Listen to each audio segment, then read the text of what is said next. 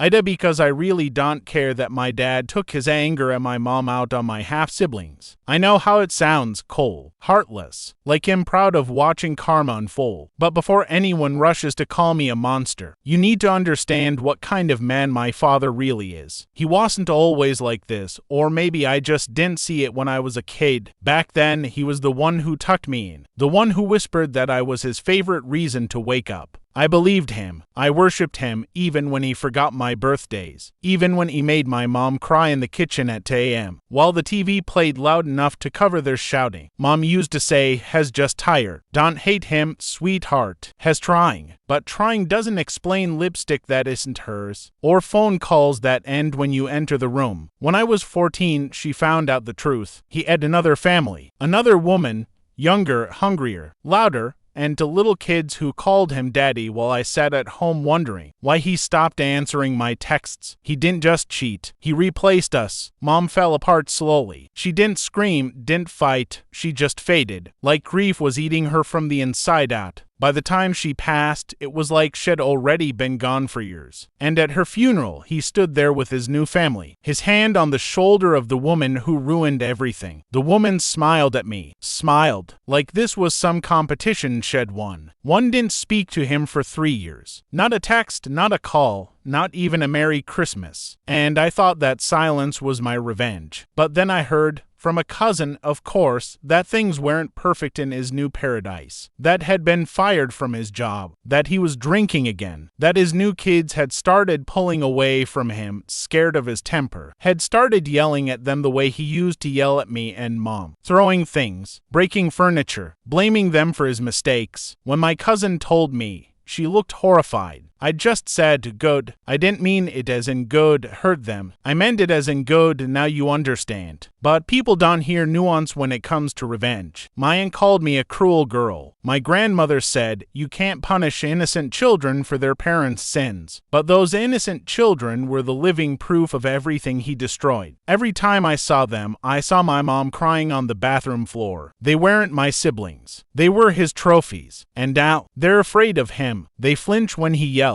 They know what it feels like to live in that shadow of rage and shame, the same shadow I spent my entire childhood in. People ask me why I don't reach out, why I don't step in, protect them, be the bigger person. Because I'm done being the bigger person. My father never protected me. He never apologized. He never looked me in the eye and said, I hurt you and am sorry. So, no, I don't care that he's finally facing the storm he built, and if his perfect new family is crumbling, that's not my problem. That's his reflection. Part 2, the ghosts he left behind. It had been nearly 5 years since I last saw my father. 5 years since I'd left his number unblocked, unread, forgotten. Life had moved on. Or at least, I pretended it did. I went to college, moved to another city, found a rhythm that didn't include the echo of his voice. But trauma has a strange way of finding you even when you think you've buried it deep enough. One afternoon, I was scrolling through my messages when an unknown number sent me 3 words.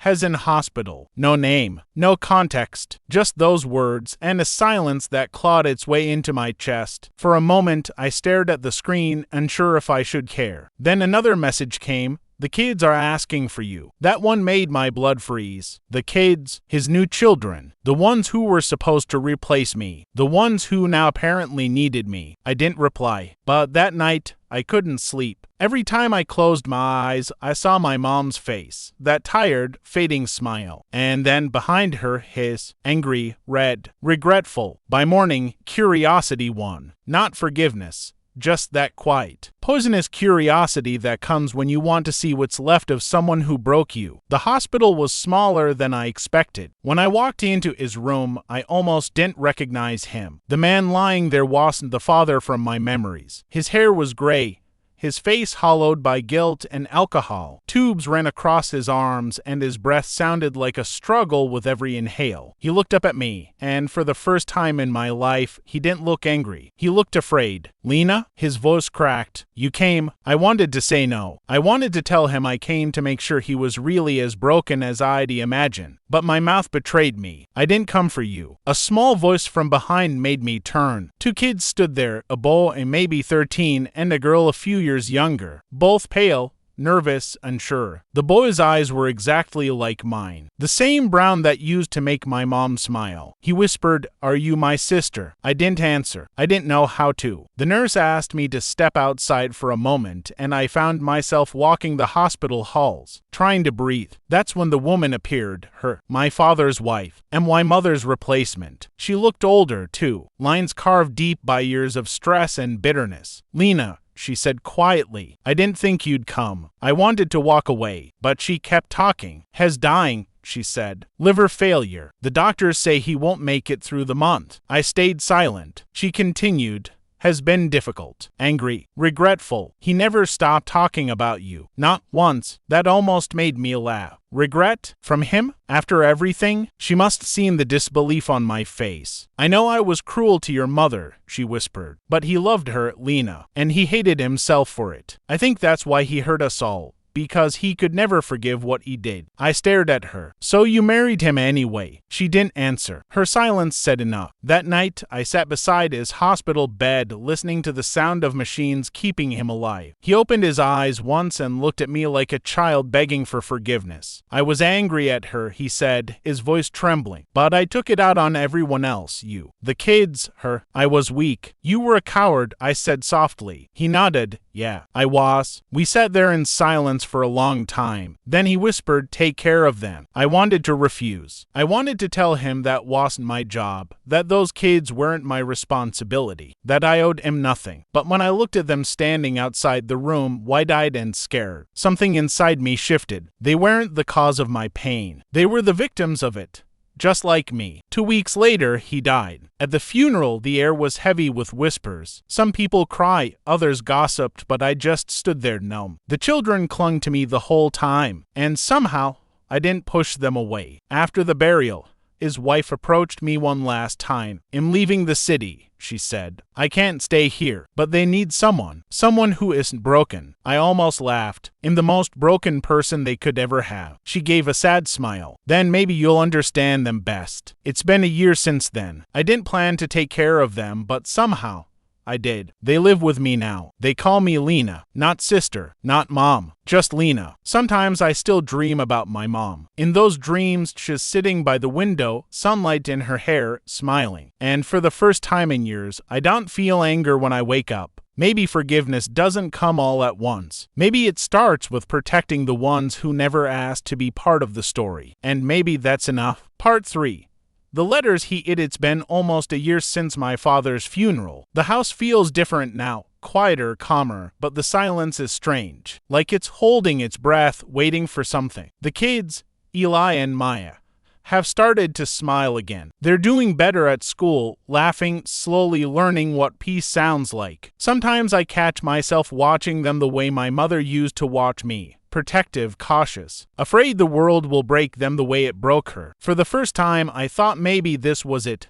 Maybe life was finally trying to make sense again. Until the box arrived. It was a plain cardboard box, no return address. Just my name written in shaky handwriting I recognized immediately. My father's. My stomach turned. Inside were old papers, medical bills, and a bundle of letters tied together with a red string. The top one was addressed to me. "If you're reading this, I'm gone." I didn't have the courage to say these things out loud. Maybe I thought writing them would make me braver. Maybe I just didn't want to die with all of it still rotting inside me. His handwriting was uneven, like the words themselves hurt him. "You were right, Lena. I was a coward. But I didn't just hurt your mother. I destroyed her." I froze. My breath caught. "You think I left her for another woman, but that's not the whole story. The truth is I didn't plan to leave. I planned to ruin her. And I did." My hands trembled. He went on to explain that my mother had discovered something at her workplace. A major financial scandal involving his business. She had proof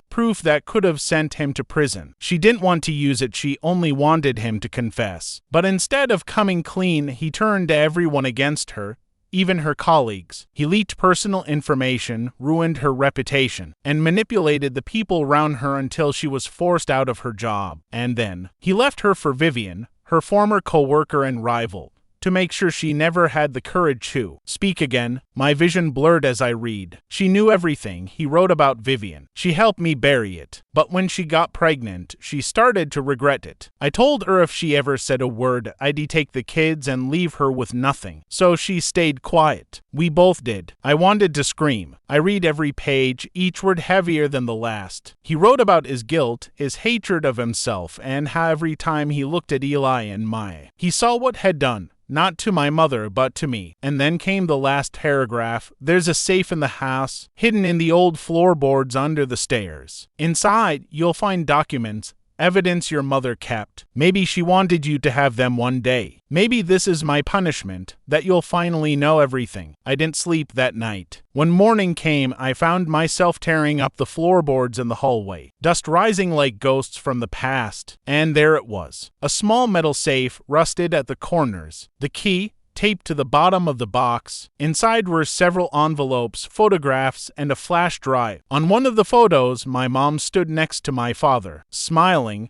The same smile she wore before she knew the truth. On the back, in her handwriting, it said, "For Lena, when you're ready to understand." The flash drive held scanned documents, emails, contracts, transaction lists, proof that my father had embezzled company money years ago. My mother had found it all. He hadn't just betrayed her emotionally, had destroyed her career to save himself. That night, I sat alone at the table staring at the evidence, the letters, the photo. Maya walked in quietly, rubbing her eyes. "Can't sleep?" she asked. I shook my head. She hesitated. "I had a dream about Dad. He was crying. He said he wanted to say sorry." I looked at her. This little girl who carried his eyes but not his sins, and something inside me softened. Sometimes, I said quietly, saying sorry isn't enough, but it's a start. She nodded, too young to understand the weight of it, and went back to bed. When she was gone, I looked back at the photo again. My mother's handwriting seemed to glow in the lamplight. "For Lena, when you're ready to understand." And for the first time, I finally did. Forgiveness wasn't about him. It wasn't even about her. It was about me, finally putting down the pieces of a war that started before I was even born. The next morning, I took the letters, the documents, and the flash drive to the lawyer's office. I didn't do it for revenge. I did it because secrets shouldn't survive longer than the people who made them. When I walked out, the air felt lighter, like a story had finally ended, not with forgiveness, not with peace, but with truth.